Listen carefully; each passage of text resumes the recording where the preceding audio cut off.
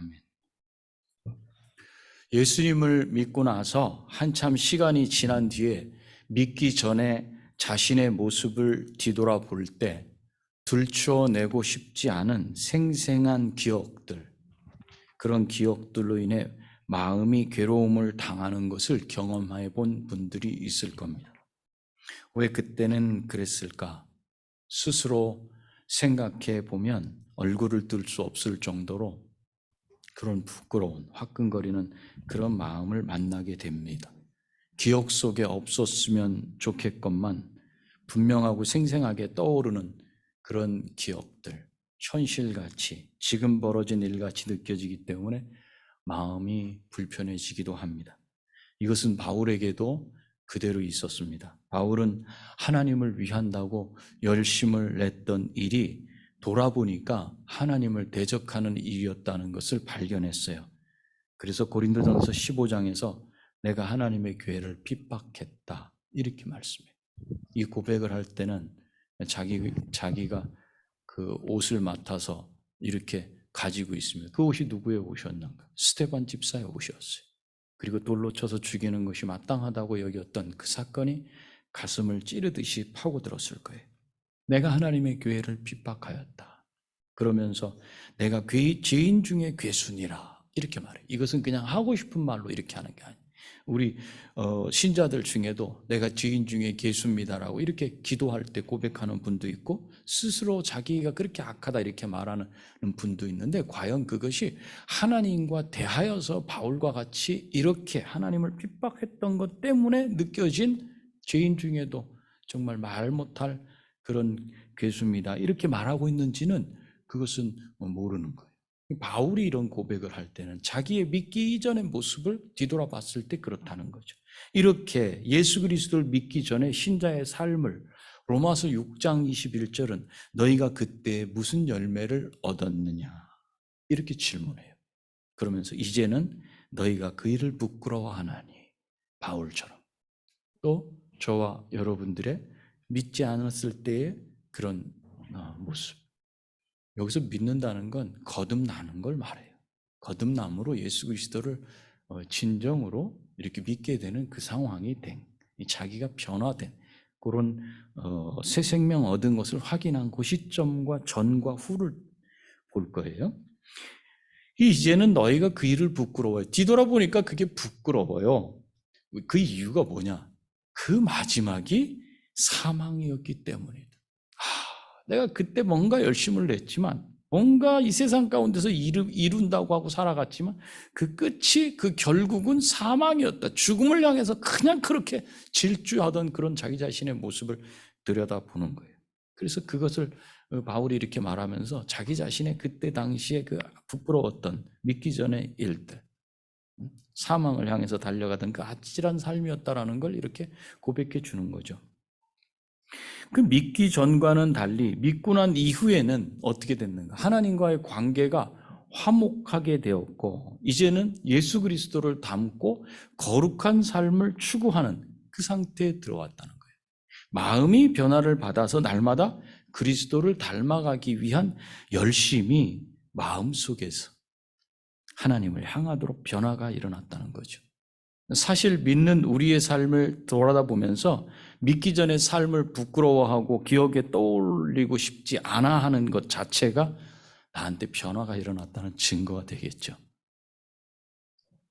우리 속에 부패하고 오염된 성품을 마음이 원하는 대로 거침없이 드러냈던 과거의 나 자신의 그런 모습을 들여다보면서 내가 예수 그리스도를 닮아서 하나님 자녀다운 삶을 살아가려는 것이 헛된 일이고 도저히 불가능한 일인 것처럼 여길 수 있어요. 내 그전에 살았던 그 모습을 보니까 지금 내가 예수 믿는다고 하지만 예수를 닮는다는 게 이게 어떻게 가능할 것인가 하는 그렇게 불가능한 일처럼 여길 수 있지만 내 안에서 나를 도우시고 인도하시는 성령님의 도우심으로 가능해졌다는 로마서 8장의 말씀을 통해서 소망과 기대로 마음속에서 기쁨이 샘솟듯 일어나는 것을 느끼게 돼요. 나를 들여다봐서는 이전의 모습이나 지금이나 이거는 불가능한 일이다 이렇게 생각할 수 있는데 내 안에서 도와주시는 성령께서 나를 위해 간구하고 계시다는 그 사실 때문에 다시 소망을 품을 수 있다는 거죠. 그러나 신자의 삶이 성령의 도우심이 있다 해도 이 땅에서 기쁨과 평안으로 지낼 수만은 없는 것 같아요. 그리스도를 믿는다는 것은 비록 장래의 영광을 우리가 바라기는 하지만 그리스도와 함께 무엇을 당해야 되냐면 고난, 핍박을 받는 삶이고, 그것은 이 세상에 존재하는 신자들 뿐 아니라 아담의 타락으로 이 땅 가운데서 비참한 처지에 처한 동식물들, 피조물들조차도 헛된 것에 복종하고 썩어짐의 종노릇해 그 썩어짐을 당하면서 탄식하고 고통 가운데 하나님의 아들들, 누구예요? 믿는 자가 나타나기를 기다리는 가운데, 그런 고통 가운데 살아가고 있는 것이 현실이라고 성경이 이렇게 말씀을 하고 있어요. 게다가 이런 고통을 겪으며 살아가는 신자의 형편을 한마디로 뭐라고 표현했다 그랬어요? 로마서 8장에서 연약한 자다 이렇게 표현했어요.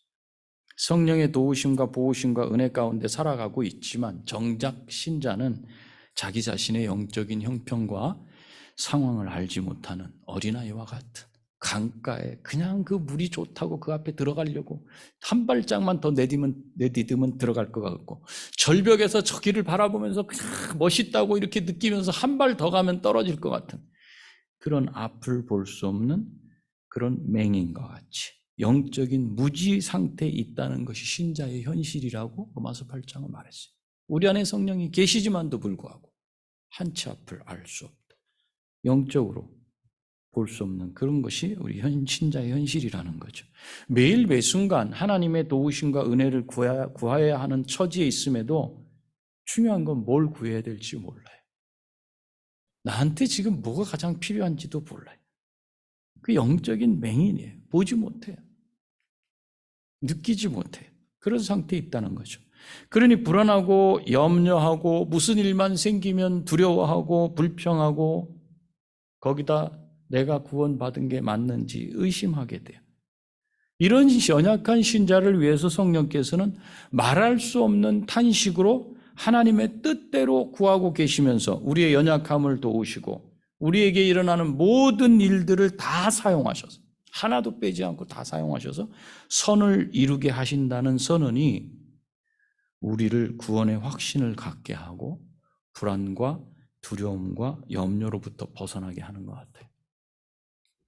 그런데 이렇게만 우리의 구원이 확실하다고 하시지 않고, 그러니 흔들리지 말아라 이렇게만 하시지 않고, 모든 것이 합력하여 선을 이루게 하셔서 그리스도를 닮아가게 하시는 일이 일어나게 하시는 우리 자신, 즉 신자는 하나님의 미리 정하심을 따라 부르심을 입은 자들이라는 설명을 통해서 왜 하나님이 우리에게 일어나는 모든 일을 사용하셔서 선을 이루게 하시는지, 그 의미가 얼마나 깊은 건지 오묘한 건지 그 분명하게 알게 하셔요.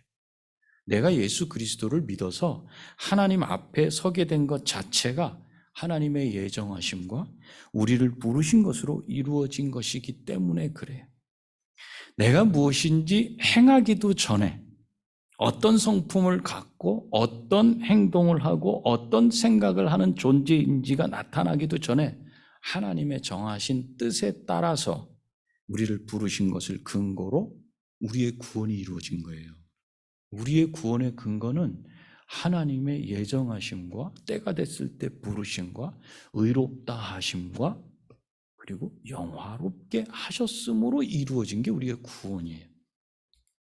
그렇게 해서 이루어진 구원이기 때문에 우리의 구원의 확신은 나한테 있지 않고 하나님께 있음을 로마서 8장은 분명하게 밝혀줘요. 그래서 제가 이 8장을 하면서 수없이 반복하지만 사람의 신자의 그 행동이나 언행 이런 걸 보면서 그 사람의 구원을 판단하고 하는 것은 하나님을 많이 오해하고 있고 구원이 무엇인지를 알지 못하는 것이다. 지금 이것을 통해서 분명히 알 수 있어요. 우리의 구원이 어떻게 이루어진 것인지를 말씀하시면서, 그래서 창조 전으로 거슬러 올라가서 우리를 아시고 예정하시고 때가 되어 우리를 부르시고 의롭다 하시고 영화롭게 하셨다고 말씀하시므로 우리의 구원을 위해서 이 자리 중에 창세전에 예정하시고 때가 되어 부르시고 우리를 의롭다 하시고 영화롭게 하셨어요. 여기에 우리가 끼어들어갈 자리가 없어요. 물론 구원의 여정 중에는 우리가 믿어서 마음으로 믿어 구원에 이르고 입으로 시인한다 그랬잖아요. 그런데 그것을 뺐어요. 그것은 우리가 한 역할은 하나도 없다는 걸 말씀하려고 그래요. 구원의 확신은 우리로부터 발생되는 게 아니고 그 근거가 창세 전에 결정하신 하나님에 의해서 결정됐다. 이것은 우리의 연약함이 우리 구원의 확신에 그 어떤 불안감으로 작용되지 않게 하시는 거예요. 우리의 연약함. 영적으로 뭘 기도해야 될지도 모르는 그런 상황에 있어요. 그것이 우리의 구원에 있어서 흔들리지 않게 하는 근원이 되고 오직 하나님의 무한하신 사랑과 하나님의 능력과 하나님의 변치 않는 그 신실하심에 의해서 우리 구원이 확고하게 서 있음을 알게 하시려는 하나님의 의도를 바울은 지금 로마서 8장을 통해 알리고 싶은 거예요. 정리하자면 우리의 구원은 하나님께서 창세전에 시작하셨고 그 마지막까지도 하나님의 뜻대로 이루어 가시는 하나님의 일방적인 열심에 달려있기 때문에 우리 구원이 확실하다는 것을 확인하게 하시는 겁니다. 그래서 우리의 연약함 때문에 우리 구원의 확실함이 흔들리지 않고 불안과 염려와 낙심과 좌절에서 벗어나게 하시려는 하나님의 사랑이 바울을 통해서 로마서 8장에서 우리에게 그대로 전달되고 있어요. 그러니 이렇게 택함받은 신자를 하나님이 위하고 계시니 도대체 누구길래 그 사람을 그렇게까지 하나님이 건지시고 구원을 완전히 이루실 것을 약속하시고 이루셨다고 말씀하시며 지금 데리고 가고 계시는 것. 누구길래 도대체 셈이 날 정도로? 그런 신자를 하나님이 위하시니 누가 우리를 대적할 것인가? 그게 31절에서 말한 거예요. 31절에서. 그런즉 이 일에 대하여 우리가 무슨 말하리요? 만일 하나님이 우리를 위하시면 누가 우리를 대적하리요? 좀 더 분명하게 말하자면 하나님의 아들을 아끼지 않고 우리 모두를 위해 내어주셨는데 아들과 함께 다른 모든 것을 우리에게 은혜로 주시지 않겠느냐 이 말씀이죠. 하나님이 우리에게 베풀어 주신 은혜의 중심에 하나님 자신이 있어요. 하나님의 아들이신 그리스도는 하나님의 전부인 것과 같아요. 하나님의 전부를 주셨다는 말씀이에요. 하나님의 아들을 내어주셨다는. 하나님의 전부이신 아들 예수님이 우리 죄인을 위해 고난받으시고 죽으셔서 하나님께서 죄인을 용서하시고 의롭다고 하실 완벽한 근거를 마련해 놓으시고 부활하셔서 거기서 끝나지 않고 하나님 우편에 계시면서 우리 편에 서셔서 우리를 위해 강구하시는 분이시기 때문에 누가 우리를 정죄할 수 있겠느냐 묻는 게 33절 34절이었어요. 죄인의 편에 서셔서 내가 이 사람을 위해서 십자가에서 목숨을 던졌습니다. 이렇게 변호하시는 하나님의 아들의 말씀 앞에서 그 누가, 그 무엇이 토를 달 수 있겠냐는 거예요.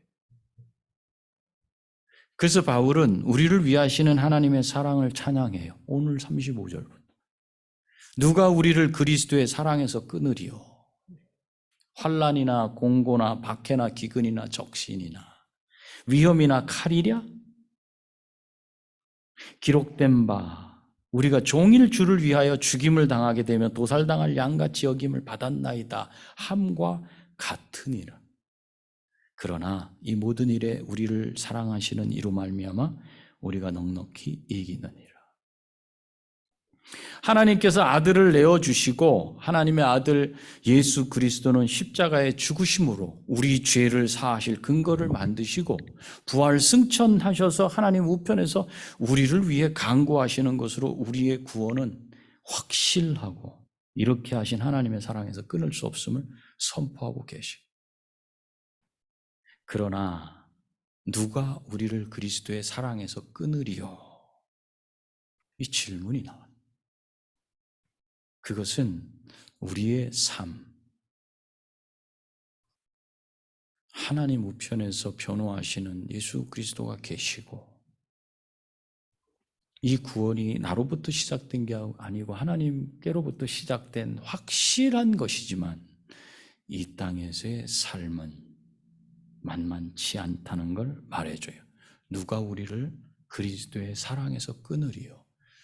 끊으려고 하는 노력이 있다는 거예요. 끊어질 수는 없지만 끊으려고 하는 노력이 있다. 구원이 확실하고 하나님의 사랑에서 그 구원의 확실함을 끊을 수 있는 것은 아무것도 없는 게 사실이에요. 그게 맞지만 우리 신자가 이 땅에서 직면하게 되는 현실은 우리의 구원이 확실한가에 대한 불안감을 줄 요소들로 가득 차 있다는 거죠. 그걸 바울 자신의 경험을 통해서 그대로 말하면서 우리의 연약함에도 불구하고 흔들리지 않도록 하는 거예요. 고린도후서 11장에 가보니까 23절부터 27절까지 이제 자기 사도권을 말하면서 이제 이런 고백을 해요. 내가 수고를 넘치도록 하고 옥에 갇히기도 더 많이 하고 매도 수없이 맞고 여러 번 죽을 뻔하였으니 유대인들에게 40에서 하나 감한 매 39배씩 맞는 매를 5번 맞았고 3번은 태장으로 맞고 1번 돌로 맞고 3번 파선하고 일주야를 7일 밤낮을 깊은 바다에서 풍랑을 만나 죽을 뻔했고 여러 번 여행하면서 강의 위험, 강이 범람해가지고 넘치는 그런 골짜기 같은 그런 길로 갔다가 죽을 뻔했고 강도의 위험, 강도도 만나 동족의 위험, 유대인들이 괴롭힘을 당해 이방인의 위험, 시내의 위험, 광야의 위험, 바다의 위험, 거짓 형제 중에 위험을 당하고 또 수고하고 애쓰며 여러 번 자지 못하고 줄이며 목마르고 여러 번 굶고 춥고 헐벗었노라. 우리 신자들에게도 환난, 공고, 핍박, 굶주림, 헐벗음, 위험, 칼의 고통이 있다는 거예요. 그런데 하나님의 사랑에서 우리를 끊지 못할 것이다. 이렇게 말해요. 예수 믿는 게 탄탄대로가 아니라는 걸 말하고 있죠.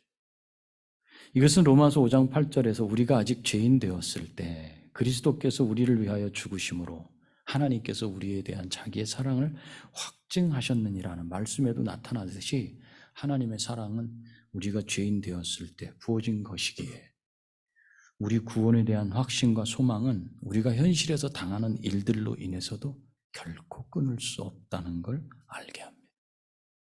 시편 44편 22절을 인용한 36절 말씀은 우리가 종일 주를 위하여 죽임을 당하게 되고 도살할 양같이 여김을 받았다. 주님을 위하여 죽임을 당하게 되고 수없이 많은 신앙의 선배들은 그 길을 갔어요.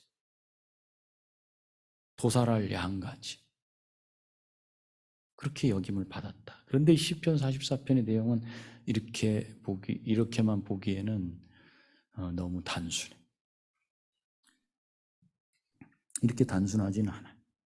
이방과 세상에 둘러싸인 채 핍박과 조롱과 욕을 당하는 가운데서도 하나님을 잊지 않고 그의 언약을 어기지 않고 뒤로 물러나서 주의 길에서 떠나지도 않고 오직 주를 의지하여 대적을 누르며 주의 이름으로 짓밟고자 믿음으로 하나님의 신령한 전쟁에 나섰지만 그 결과는 어땠는가? 참담했어요. 주님을 의지하고 나가면 당연히 승리가 따라와야 되는 게 우리가 원하는 바 아니에요? 근데 그렇지 못했어요. 대적에게 수치와 모욕을 당하도록 버려두시고 주를 위해 싸우려고 나선 군대와 함께 나가시지 않는 하나님께서 나가시지 않고 저희로 하여금 수치와 욕을 당하도록 버려두시면 이들은 어떡하란 말입니까? 우리가 종일 주를 위하여 죽임을 당하게 되며 같이 하지 않으시니까. 무슨 일이죠, 하나님? 도살을 당할 양같이 여김을 받았나이다. 이것은 하나님의 이름으로 거룩한 전쟁에 참여했지만 패배하게 되는 그 비참한 상황에 처하게 된 것을 아뢰는 시예요. 이렇게 안타까운 현실 속에서도 시편 44편 23절 26절은 주여 깨소서 어찌하여 주무시나이까 일어나시고 우리를 영원히 버리지 마소서 어찌하여 주의 얼굴을 가리시고 우리의 고난과 압제를 잊으시나이까 지금 당하는 환난을 어떻게 잊으실 수 있습니까? 왜 눈을 감으십니까? 우리 영혼은 진토 속에 파묻히고 우리 몸은 땅에 붙었나이다. 일어나 우리를 도우소서. 주의 인자하심으로 말미암아 우리를 구원하소서라고 부르짖어. 시편 44편. 바울은 36절에서 이 시편 44편 22절을 인용하면서 구원의 확신을 가진 신자에게 이런 일이, 이런 기가 막힌 일이, 이런 황당한 일이 일어날 수도 있다는 걸 알리는 거예요. 신자에게 왜 이런 일이 일어나냐고 이렇게 묻잖아요. 구원이 확실한데 왜 이런 일이 일어납니까?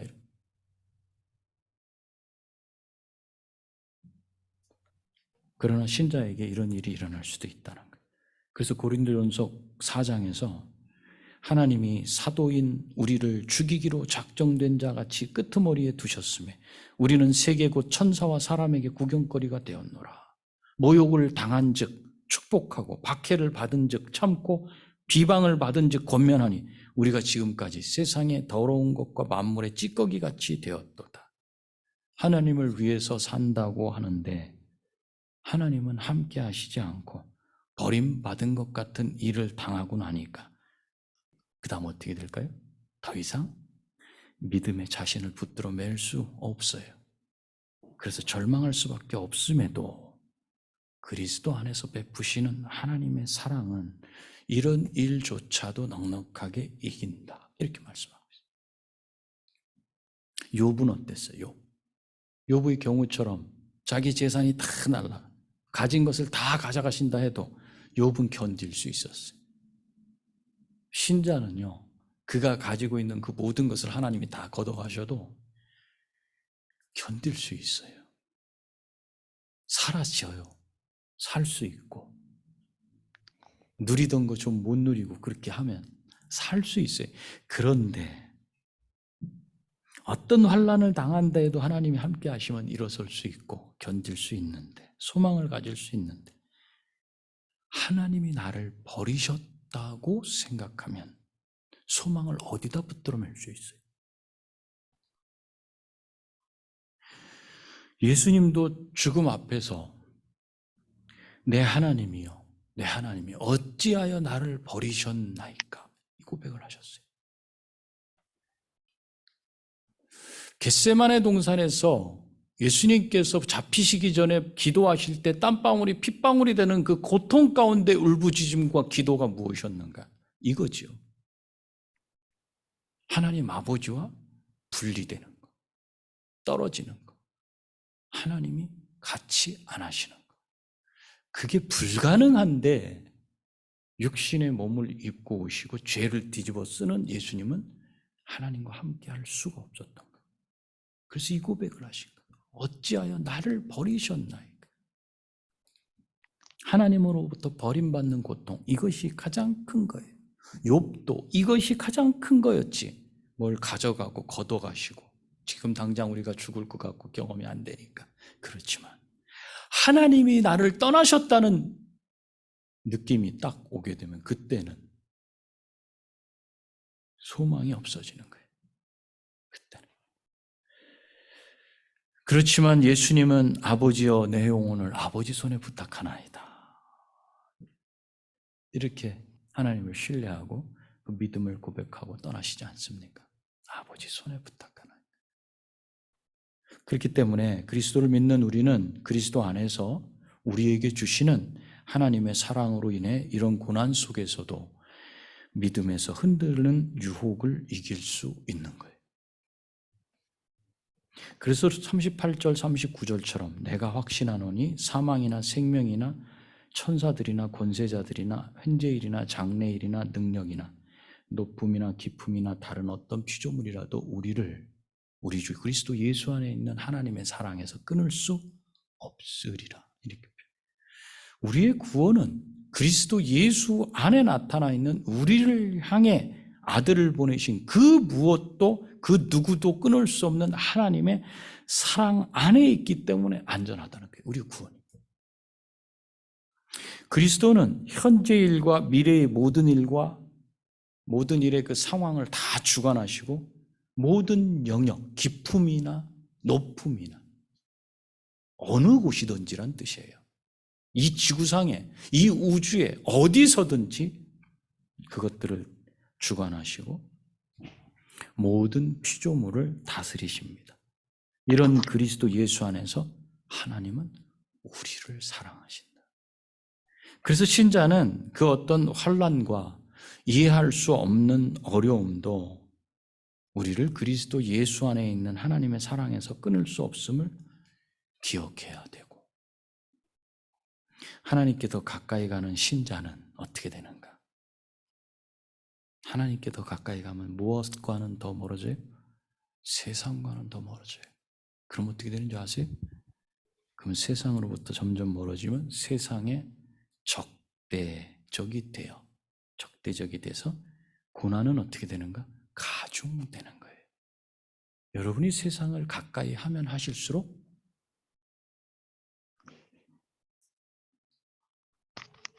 고난은 줄어들어요. 그러나 하나님께 가까이 하면 더 가까이 할수록 여러분을 향한 박해는 점점 심해지는 거예요. 이게 원리예요, 원리. 신자의 원리.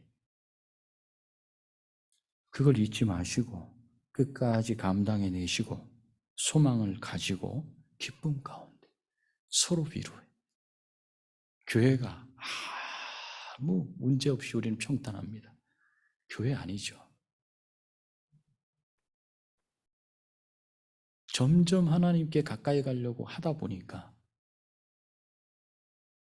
계속 부딪힐 수밖에 없고 사건, 사고가 벌어질 수밖에 없고 터질 수밖에 없어요. 그때 정신을 바짝 차려야 돼요. 그때.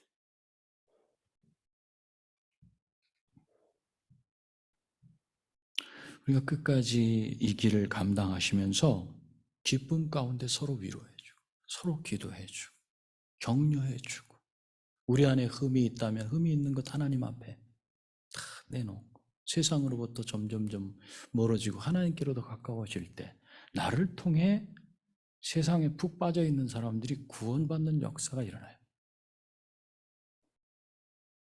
이 믿음의 여정을 저와 여러분이 가는 거예요. 수없이 절망 중에 좌절하고 그런 길을 우리가 가고 있지만 그러나 우리는 하나님이 우리를 버리시지 않아요. 그것이 우리가 다시 살 수 있는 소망이 되고 그것이 우리의 위로가 되고 우리의 격려가 되는 거예요. 오늘 말씀을 제가 정리합니다. 우리의 구원은 나로부터 시작되지 않았다. 그래서 우리는 절대 신자를 바라볼 때 그의 인품, 성품, 성질, 품격 따지지 않는다. 무식함, 박식함 보지 않는다. 하나님이 영화롭게 하신 것으로 이미 우리의 구원은 다 이루어졌다.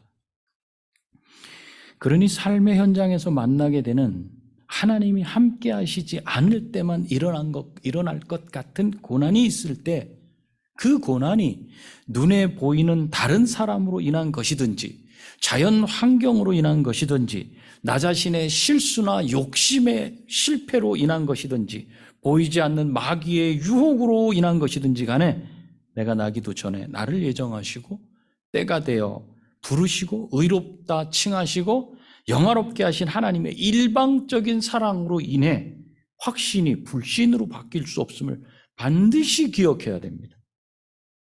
삶에서 일어나는 어떤 고난, 나를 무너뜨릴 것 같은 그런 환난이 일어났을 때 그것이 절대로 나의 구원의 확신을 불신으로 바꿀 수 없다는 사실. 내가 그렇게 여긴다 할지라도 바꿀 수 없습니다. 그리고 이 세상의 그 어떤 세력이나 힘이나 세력이라면 이 세상에서 정권을 잡고 있는 저 북한의 북한 치하에서 살아가는 크리스찬들 이번에도 상당히 많은 수가 처형이 됐다 그래요. 신자들이. 그렇다고 그의 구원을 끊을 수 있는가? 하나님이 함께 하심을 그걸로 끊을 수 있는가? 절대 그럴 수 없어요.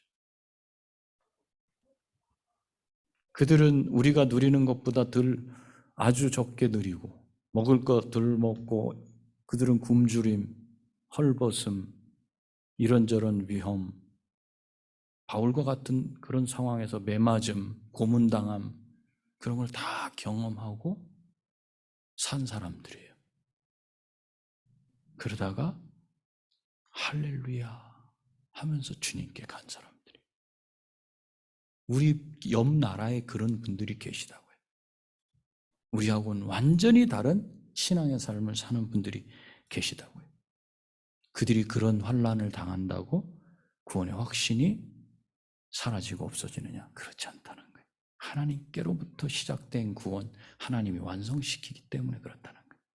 그래서 그 어떤 세력이나 힘, 그것이 하나님의 사랑에서 끊을 수 없고, 현재 벌어지는 일, 앞으로 벌어질 일, 우리가 알지 못할 그 어떤 일이 우리를 그리스도 예수 안에 있는 하나님의 사랑에서 끊을 수 없음을 기억하고, 현실 속에서 직면하게 되고 당하게 되는 환난을 우리는 기쁨으로 감당해 내고 같이 위로하고 같이 울고 기쁨의 눈물을 흘리고, 그런 우리를 하나님이 떠나시지 않는다는 사실 앞에 주님 감사해요 이렇게 고백하고 그 여정을 잘 돌파해내고 마무리 지을 수 있는 저와 여러분이 다 되시기를 축원합니다. 기도하시겠습니다.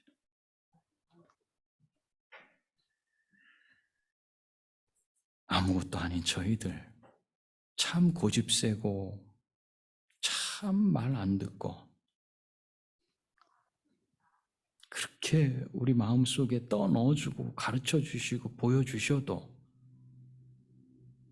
그저 적대적으로 반항적으로 우리가 가진 에너지의 일부만, 우리에게 주신 것 중에 일부만, 우리의 똑똑함의 일부만 하나님을 위해서 쓰는 이스라엘 백성들, 광야 가운데 있었던 이스라엘 백성들과 같은 우리의 모습을 바라봅니다. 그런 우리를 여전히 떠나지 아니하시고 사랑하시는 하나님의 그 크신 은혜 앞에 우리가 무릎 꿇게 하시고, 우리에게 벌어지는 그 어떤 일과 내가 저지른 그 어떤 흉악한 일과 내 욕심에 이끌려 빠져버린 그 죄악된 길, 그런 모습이더라도 그리스도 예수 안에 있는 하나님의 사랑에서 우리를 끊을 수 있는 것은 아무것도 없다는 사실을 가슴에 새기고 다시 일어나고 하나님을 향해 더 가까이 다가가는 우리 될 수 있도록 붙들어 주시옵소서. 우리가 무엇이길래 우리에게 이렇게 크신 은혜를 허락하셨습니까? 주님, 우리는 하나님의 사랑에 빚진 자들입니다. 이 빚을 갚게 하여 주시옵소서.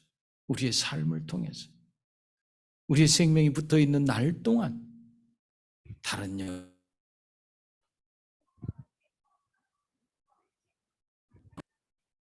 주시고, 우리 안에 일어나는 그 어떤 일로도 우리의 구원의 확신에서 흔들리지 아니하고 흔들지 않도록 우리를 붙잡아 주시옵소서.